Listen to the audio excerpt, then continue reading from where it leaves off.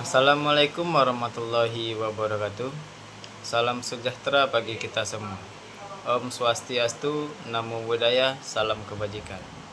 Pertama-tama kita panjatkan puji dan syukur atas kehadiran Tuhan Yang Maha Esa, yang dimana karena karunia beliaulah yang memberikan kita kesehatan jasmani, kesehatan rohani, sehingga saya bisa membuat tugas akhir mata kuliah bahasa Indonesia ini. Tak lupa pula kita panjatkan salawat beriring salam kepada Nabi besar Nabi Muhammad SAW, yang dimana karena perjuangan beliaulah yang membawakan kita dari zaman yang gelap gulita sampai dengan zaman yang terang benderang seperti yang kita rasakan saat ini. Pertama-tama izinkan saya memperkenalkan diri. Nama saya Muhammad Rian Saputra dengan NPM G1D024041. Saya merupakan mahasiswa dari program studi Teknik Elektro Fakultas Teknik Universitas Bengkulu. Yang saya hormati Bapak Dr. Nurmanza SPD MPD selaku dosen pengampu mata kuliah Bahasa Indonesia, dan rekan-rekan sekalian yang mungkin sedang menonton video ini. Tujuan saya membuat video ini adalah untuk menuntaskan ujian akhir semester pada mata kuliah Bahasa Indonesia dengan memaparkan semua materi-materi yang telah dipelajari sebelumnya. Sebelum itu, izinkan saya memberikan sedikit pantun. Mencari jurnal di dunia pustaka, data dirangkum jadi kesimpulan. Salam hangat saya sampaikan bagi kita semua. Mari bersama kita kaji semua bahasan. Pertemuan 1. Hakikat dan perkembangan bahasa Indonesia. Bahasa Indonesia memiliki kedudukan dan fungsi yang sangat vital, di mana secara resmi ia berkedudukan sebagai bahasa nasional sejak Sumpah Pemuda 1928 dan bahasa negara sejak Undang-Undang Dasar 1945. Dalam kedudukannya sebagai bahasa nasional, bahasa Indonesia sebagai lambang kebanggaan, lambang identitas nasional, alat pemersatu berbagai suku bangsa, dan alat penghubung antar budaya. Sementara itu, sebagai bahasa negara, ia berfungsi sebagai bahasa resmi kenegaraan, sebagai pengantar di lembaga pendidikan, alat penghubung tingkat nasional untuk perencanaan dan pelaksanaan pembangunan, serta alat pembangunan kebudayaan dan ilmu pengetahuan, termasuk teknologi. Perkembangan bahasa Indonesia melalui sejarah yang panjang, dimulai dari bahasa Melayu yang digunakan sebagai lingua franca, bahasa perdagangan, dan bahasa kebudayaan. Sejak diresmikan pada 28 Oktober 1928, bahasa Indonesia terus mengalami pembakuan, terutama melalui sistem ejaan. Ini dimulai dari ejaan Van Opposition 1901, kemudian disederhanakan menjadi ejaan Suwandi Republik 1947, disempurnakan menjadi ejaan Bahasa Indonesia yang disempurnakan EYD pada tahun 1972.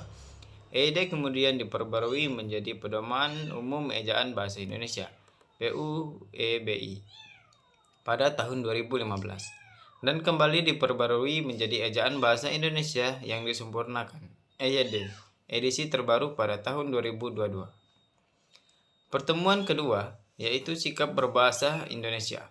Sikap bahasa didefinisikan sebagai posisi mental, perasaan, atau peristiwa kejiwaan seseorang terhadap bahasanya sendiri atau bahasa orang lain, yang diwujudkan dalam bentuk penilaian seperti bangga, mengejek, menolak, atau menerima suatu bahasa. Sikap ini memiliki 3 ciri utama menurut Garvin dan Mathiot 1968. Kesetiaan bahasa untuk mempertahankan bahasa dan mencegah pengaruh asing. Kebanggaan bahasa yang menjadikan bahasa sebagai lambang identitas dan persatuan. Dan kesadaran adanya norma bahasa yang mendorong penggunaan bahasa secara cermat dan santun.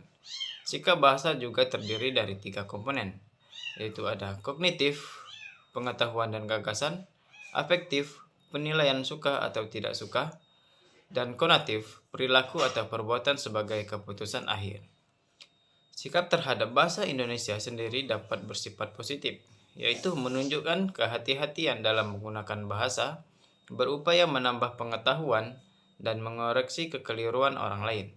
Sebaliknya, sikap negatif diindikasikan oleh rasa bangga berlebihan terhadap bahasa asing, merasa malu tidak menguasai bahasa asing, tetapi tidak malu jika kurang menguasai bahasa Indonesia, atau menganggap remeh bahasa nasional.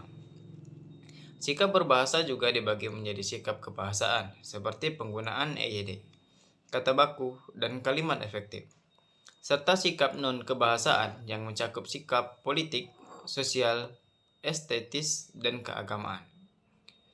Pertemuan ketiga, teks dalam kehidupan akademik. Teks dalam kehidupan akademik secara umum, bentuk tulisan dibagi menjadi prosa dan puisi, di mana prosa non-fiksi mencakup tulisan akademik atau karya tulis ilmiah. Tulisan akademik adalah jenis tulisan yang mengkaji suatu permasalahan melalui proses penelitian atau kajian pustaka dengan menggunakan metode ilmiah yang diterima dalam lingkungan akademik. Selain sebagai sarana keilmuan, aktivitas menulis juga dianggap penting sebagai karya yang abadi dan merupakan hasil dari proses menciptakan gagasan, bukan sekadar menunggu inspirasi. Tulisan akademik diklasifikasikan menjadi dua jenis utama, yaitu hasil kajian pustaka, makalah, buku, teks, dan hasil dari proses penelitian, contohnya skripsi, tesis, disertai, dan artikel jurnal. Meskipun keduanya memiliki sistematika yang mirip, terdapat perbedaan fokus pada bagian isi. Sistematika untuk kajian pustaka itu melibatkan landasan teori, metode penulisan, dan pembahasan.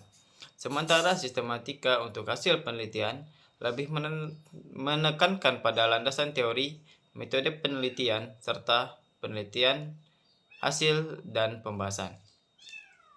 Pada pertemuan keempat, yaitu menjelajahi dunia pustaka. Materi ini bertujuan agar mahasiswa memiliki kemampuan untuk menjelajahi dunia pustaka dari berbagai sumber referensi digital dalam rangka menunjang kegiatan akademik. Beberapa sumber rujukan yang penting untuk mencari jurnal ilmiah, artikel, dan buku di lingkungan akademik. Selain itu, terdapat beberapa sumber referensi dari pustakawan digital nasional untuk mendukung eksplorasi dan pengelolaan pustaka. Mahasiswa dapat memanfaatkan berbagai alat bantu digital. Beberapa alat tersebut dibantu untuk menganalisis, untuk visualisasi pengetahuan ilmiah, untuk visualisasi bibliometrik. Alat yang paling krusial adalah Mendeley, sebuah aplikasi yang berfungsi untuk memudahkan pembuatan sitasi, kutipan, dan daftar pustaka. Mendeley ini tersedia dalam versi desktop yang bekerja secara offline dan versi web yang bekerja secara online. Pada pertemuan kelima, yaitu presentasi ilmiah. Presentasi ilmiah ini merupakan sebuah keterampilan berbicara atau komunikasi lisan di depan umum yang dilakukan untuk menyampaikan gagasan, temuan penelitian, atau informasi akademik dengan tujuan utama untuk mengubah perilaku atau meyakinkan individu lain. Komunikasi ini memiliki 3 komponen dasar, yaitu komunikator, pemberi pesan, media seperti slide atau bahan, dan audiens, penerima pesan. Presentasi dianggap hebat jika audiensi memahami pesan terinspirasi untuk menentukan langkah yang terbaik. Namun, dianggap buruk jika komunikator gagal menjelaskan pesan dan tidak mengoptimalkan media yang digunakan. Alur presentasi ilmiah yang efektif berdasarkan Kogon terdiri dari 3 bagian, yaitu pembuka yang harus menarik untuk menyampaikan gambaran, topik, dan tujuan. Isi yang paling signifikan berisi ide atau konten dari hasil penelitian yang disajikan secara sistematis, dan penutup yang berisi kesimpulan dan pernyataan penutup yang baik. Keberhasilan presentasi juga didukung oleh berbagai faktor, antara lain bahan presentasi yang representatif berupa data, angka, tabel, penguasaan materi, performa yang baik, jawaban yang logis, penggunaan bahasa yang santun, manajemen waktu yang efisien, serta pertimbangan kebutuhan audiens. Pertemuan 6-7, proposal kegiatan. Proposal adalah rencana kerja yang disusun secara sistematis dan rinci untuk suatu kegiatan yang bersifat formal dan diajukan kepada pihak tertentu guna menempatkan persetujuan, dukungan, atau bantuan dana. Dalam dunia akademik, proposal seringkali berbentuk pengajuan kegiatan, penelitian, atau pengabdian kepada masyarakat.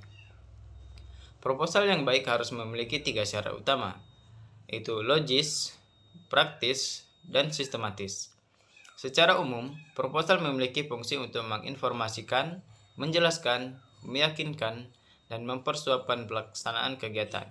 Sistematika penyusunan proposal, khususnya yang bersifat kegiatan, biasanya mengikuti format standar seperti yang terlihat pada format PKM tahun 2023. Struktur tersebut meliputi halaman judul, halaman pengesahan, daftar isi, pendahuluan, gambaran umum rencana usaha, metode pelaksanaan, jadwal kegiatan, rencana anggaran biaya, dan daftar pustaka. Proposal kegiatan mahasiswa diharapkan menjadi wadah implementasi pengetahuan, peningkatan kreativitas, dan penguatan kemampuan manajerial untuk mencapai output atau luaran tertentu. Untuk pertemuan selanjutnya, yaitu sampai dengan pertemuan 15, laporan penelitian dan artikel ilmiah. Laporan penelitian merupakan suatu karya tulis ilmiah yang menyajikan hasil penyelidikan atau riset yang dilakukan secara sistematis, menggunakan metode ilmiah, dan bertujuan untuk mencari jawaban atas masalah yang diteliti. Penelitian sendiri merupakan proses penyelidikan ilmiah yang harus memenuhi syarat rasional, masuk akal, empiris, dapat diamati, sistematis, logis, valid, data yang tepat, dan reliable, konsisten.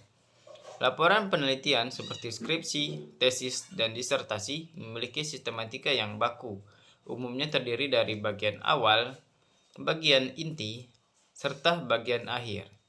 Selain laporan penelitian yang tebal, hasil riset juga diwujudkan dalam bentuk artikel ilmiah, yaitu ringkasan padat dari laporan penelitian, yang ditujukan untuk dipublikasikan di jurnal.